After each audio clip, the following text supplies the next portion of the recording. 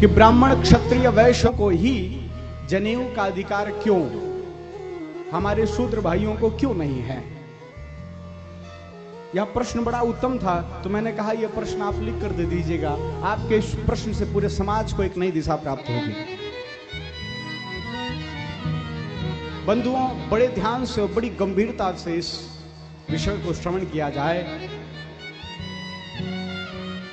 जनेऊ का अधिकार 3 वर्णों को ही इसलिए है क्योंकि इन 3 वर्णों में कर्मकांड की प्रधानता है।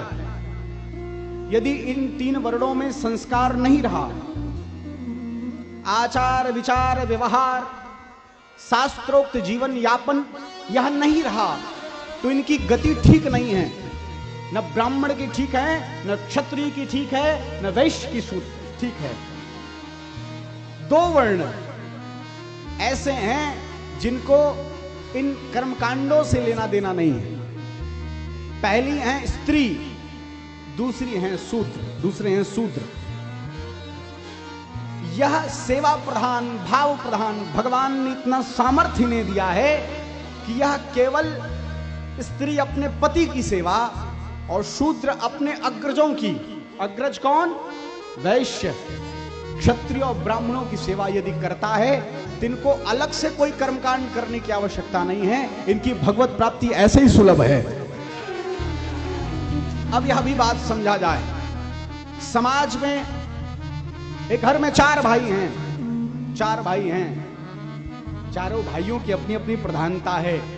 कोई छोटा बड़ा हो सकता है लेकिन सभी एक ही लाल हैं, सभी एक ही मां के पुत्र हैं। तो ये चारों भाई हैं, सबका काम अलग अलग है,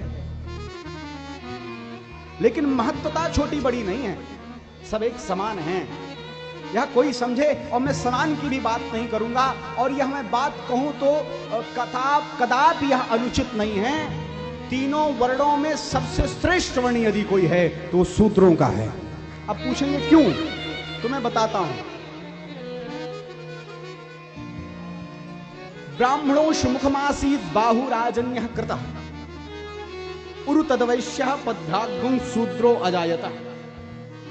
वेद भगवान कह रहे हैं ब्राह्मण मुख है, क्षत्रिय भुजा है, वैश्य पेट है, उदर है, और शूद्र जो है चरण है।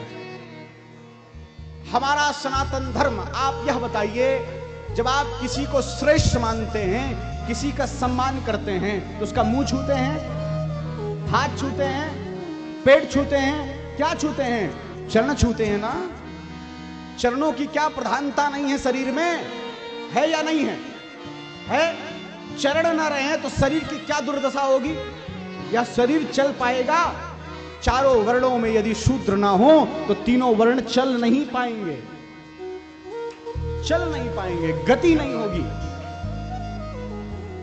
जब विराट भगवान का प्रादुर्भाव हो रहा था तो सारे देवता जाकर एक एक अंग में विराजमान हो रहे थे।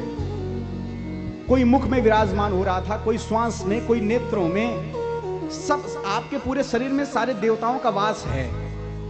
जब भगवान नारायण की बारी आई, वो कहां विराजमान हो? कभी आपने सोचा कि चरण ही क्यों छुए जाते हैं? सोचा कभी? नहीं सोचा, बस छुए जाते हैं। इसीलिए छुए जाते हैं क्योंकि शरीर में सारे देवताओं का वास अपने अपने अंगों में हुआ, लेकिन भगवान नारायण का वास चरणों में, अंगुष्ठ में हुआ है। इसलिए हमारे सनातन धर्म में चरणों को अंगुष्ठ में प्रणाम किया जाता है, सर रखा जाता है, क्योंकि नारायण का वास चरणों के अंगुष्ठ में है। और बंधुओं, यह हमारे समाज की विडंबना रही कि हमने जो हमारी सेवा कर रहा था, जो हमारा आधार था, हम उसे भूल गए। अभी भी आप कर रहे हैं, अभी भी आप सुधरे नहीं हैं, आप सदैव अपने आधार को भूलते चले आए हैं। एक वृक्ष है, उसकी जड़ कोई देखता है? नहीं देखता है। जड़ सुंदर लगता है? नहीं लगता है, लेकिन पूरे वृक्ष को खड़ा करने में प्रधानता जड़ की है, और वह जड़ है हमारे शूद्र। और शूद्र कोई गलत शब्द नहीं है। हमने अपने विचारों से, अपने व्यवहार से उसे गंदा बना दिया है। शूद्र जिसके अंदर सेवा प्रधान है, जिसके लिए भगवत प्राप्ति सरल है, जिसके अंदर सहनशीलता, धैर्यता प्रधान है, वह शूद्र है। और मुझे लगता है कि शब्दों में सबसे अच्छा शब्द यदि है तो वह शूद्र है। तो शहर से इसको स्वीकारा जाए। जनेऊ वो इसलिए नहीं पहनते हैं क्योंकि उन्हें आवश्यकता ही नहीं है, उन्हें कर्मकांड की जरूरत ही नहीं है भाई। यदि वो केवल अपने धर्म पर बने रहें, अपने जीवन पर बने रहें, अपनी मर्यादाओं पर बने रहें, जो उनका काम है, तो उन्हें और कुछ करने की जरूरत नहीं है। बना बनाया है भक्ति, सहज भक्ति है, सहज भगवत प्राप्ति है। अब विडंबित समाज की स्थिति यह है कि अब इसमें किसी का मैं किसका दोष दूं, ऐसी हमने विडंबित समाज कर दिया था कि हमारे जो छोटे भाई थे शूद्र, उनको ऐसा हीन भाव लगने लगा कि धीरे धीरे वो हमसे अलग होने लगे, हमसे दूरियां बनाने लगे।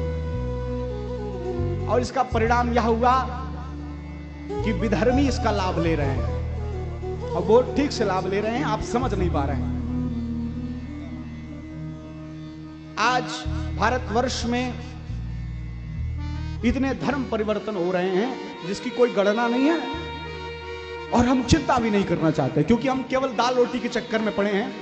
दाल रोटी अच्छे से चले हमारे घर की, हमारा बच्चा थोड़ा ठीक से पढ़े लिखे, वो भी दाल रोटी के चक्कर में फिर पड़ जाए, हमारी सोच यहीं तक है, और इसीलिए हम पीछे होते चले जा रहे हैं। कारण यही है। भाई बड़ा भाई है, छोटा भाई है, छोटे भाई की अपनी मर्यादा है, बड़े भाई की अपनी मर्यादा है। छोटा भाई जब चरण छूता है तो बड़ा भाई दौड़कर भुजाओं को पकड़कर उठा लेता है।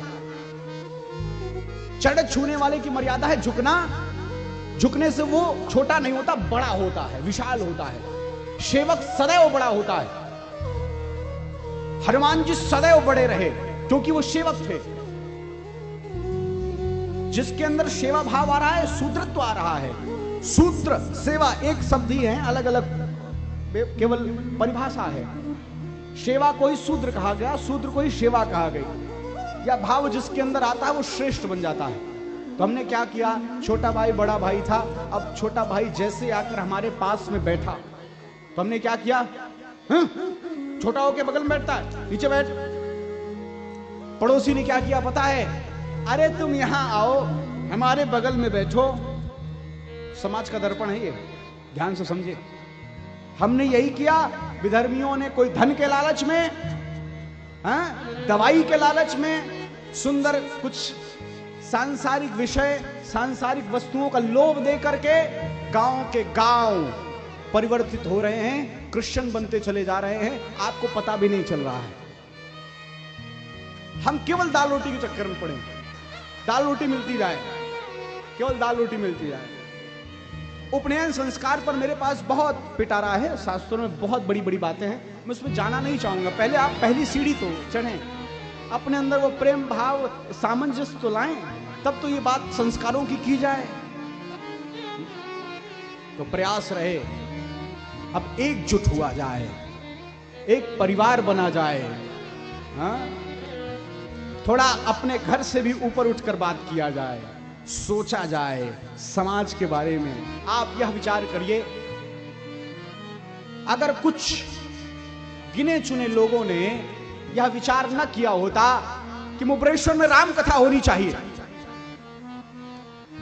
9 दिन होनी चाहिए, तो यह जो लाभ हम प्राप्त कर पा रहे हैं, यह मिलता कुछ लोगों की अच्छी सोच की वजह से। आज कितने लोग लाभान्वित हो रहे हैं, क्यों? क्योंकि वो अपने बिजनेस, अपने रोजमर्रा की जिंदगी से ऊपर उठकर उन्होंने कुछ सोचा, उन्होंने काम किया, और उसका परिणाम यह हुआ कि देखिए कितनी जनसंख्या अपने जीवन के उन सूत्रों को प्राप्त कर रही है जिससे जीवन बड़ा ही सुदृढ़, बहुत सुंदर, बहुत व्यवस्थित बन सकता है।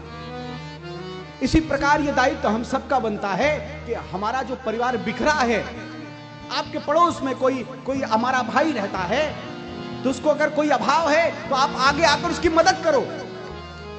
नहीं तो अगर विधर्मी मदद करेंगे तो वो घर भी बदल जाएगा। मैंने, आप भी देख रहे होंगे, 10 साल पहले वो हिंदू परिवार था, 10 साल बाद वो क्रिश्चियन बन गया, मुस्लिम बन गया, कुछ और बन गया। बात समझ रहे हैं? अब अपने घर को व्यवस्थित करने की आवश्यकता है। आप एक दूसरे की मदद करो, अपनी दाल रोटी से थोड़ा आगे बढ़ो। 4 रोटी से ज्यादा खाओगे नहीं, 6 रोटी बनाओ, 2 बगल वाले को दो। अगर ऐसी आवश्यकता पड़ती है, खड़े रहो। आपको परमात्मा ने सबल बनाया है, व्यवस्थित बनाया है, तो वो किया जाए। और इतनी बातें जो मैंने की है, इसमें आपको कोई भी संशय लगे तो आप भी लिख करके भेज सकते हैं पर्चे के माध्यम। आचार्य जी आपको सूचना देंगे। मैं पूरा प्रयास करूंगा गुरु कृपा से, जो भी मुझे प्राप्त है मैं आपको परोसूं। खैर, आनंद भरी पतिलोक क्यों गई? क्योंकि अहिल्या का उद्धार अपने पति से ही हो सकता है। स्त्री सब कुछ छोड़ दे, यदि वह पति को परमेश्वर मान करके उसकी पूजा कर रही है, उसकी अर्चना कर रही है, उसके प्रति पूरी लॉयल है, ईमानदार है, तो वह परमेश्वर कहीं दूर नहीं है, आपके पति के घट में ही विराजमान है। कल्याण है और कुछ करने की जरूरत नहीं। आप सब कुछ करिए, वो अलग बात है, आप खूब भक्ति करिए, भक्ति के रास्ते में आगे बढ़िए, लेकिन यदि आप अपने जो निज धर्म है, आपके जो स्वधर्म है, उस पर आप चलते हैं, तो आपको अन्यत्र और कुछ करने की आवश्यकता है ही नहीं। यही हमारे शूद्र भाइयों के साथ भी है। यदि वह अपने धर्म पर सुदृढ़ रहते हैं, बात समझ रहे हैं? ये जो पैर है, हाथ है, मुख है, नाक है, गाल है, यह पूरा अंग जब अपनी स्थिति में व्यवस्थित रहता है, तब यह शरीर सुचारू रूप से व्यवस्थित रहता है, तब इस शरीर का विकास संभव है कि नहीं? अब आप बताओ, यह पैर का अंगूठा आंख बनना चाहे, ये आंख गाल बनना चाहे, पेट हाथ बनना चाहे, हाथ पेट बनना चाहे, तो शरीर कैसा लगेगा सोच लो। जिस वर्ण व्यवस्था की पुनर्प्रतिष्ठा भगवान श्री कृष्ण करते हैं, जिस वर्ण व्यवस्था की भूरी प्रशंसा विवेकानंद जी महाराज, महात्मा गांधी जी करते हैं, उस वर्ण व्यवस्था को सुव्यवस्थित रखने पर ही समाज का विकास संभव है, अन्यथा समाज विकृत हो जाएगा। वर्ण व्यवस्था किसी इंसान के द्वारा नहीं बनाई गई है, इस भूल में मत रहना। जो आपको भड़का रहे हैं वो बेचारे खुद अज्ञानी हैं, पगलेट हैं, कुछ पढ़े लिखे नहीं है, बस इतना समझिए। वर्ण व्यवस्था की प्रतिष्ठा भगवान के द्वारा की गई है। क्यों? जिस समाज में हम रहते हैं उसको व्यवस्थित रखने के लिए। आज भी वह समाज चल रहा है उसी वर्ण व्यवस्था के आधार पर, भले आप ना मानो। भाई, ब्राह्मण कौन है? जो मैनेजमेंट करता है, मैनेजमेंट करने वाला ब्राह्मण है। पुरुषार्थ करने वाला, संघर्ष करने वाला क्षत्रिय है। पालित पोषित क्रय विक्रय करने वाला वैश्य है, और तीनों का आधार शूद्र है। तीन अपना काम करते रहे, इन तीनों पर ध्यान रखने वाला, इनकी व्यवस्थाओं को व्यवस्थित रखने वाला शूद्र है। ये जब चारों अपनी अपनी स्थिति में बने रहते हैं तो समाज का साथ, समाज का विकास होता रहता है। और अभी भी यह होता ही है, बस अंतर यह है कि या मुख पेट बन गया है, अब पेट मुख बन गया है? अनेक ब्राह्मण हैं जो वैश्य की तरफ बनिया बन गए हैं, व्यापारी बन गए हैं, और कुछ ऐसे हैं जो ब्राह्मण बन रहे हैं। ये जो लोग कह रहे हैं कि कर्म से आपकी जाति का निर्माण है, वह तो है, लेकिन इस जन्म में नहीं, अगले जन्म में है। जन्मना ब्राह्मणो ज्ञेयः संस्कारात् भवेत् द्विजः वेद पाठी भवेत् विप्रः। जब आप जन्म लेते हैं तो आप अपने पूर्व जन्मों के संस्कार से, प्रारब्ध से आपका जन्म होता है आपके वर्णों में। आपने ब्राह्मण जैसे कर्म किए इसलिए ब्राह्मण बन के आए, क्षत्रिय जैसे कर्म किए इसलिए क्षत्रिय बन के आए, वैश्य जैसे काम किए इसलिए वैश्य बनकर आए। आप अपने जाति, अपने वर्ण व्यवस्था में व्यवस्थित रहिए। भटकावे में आने की जरूरत नहीं है, बहकावे में आने की जरूरत नहीं है। उसमें आप अलग स्थिति को प्राप्त हो सकते हैं, लेकिन आप जब रास्ता बदलेंगे तो फिर थोड़ी सी परेशानियां आएंगी, और आप सब उसके शुद्धिजन हैं, आप देख रहे होंगे।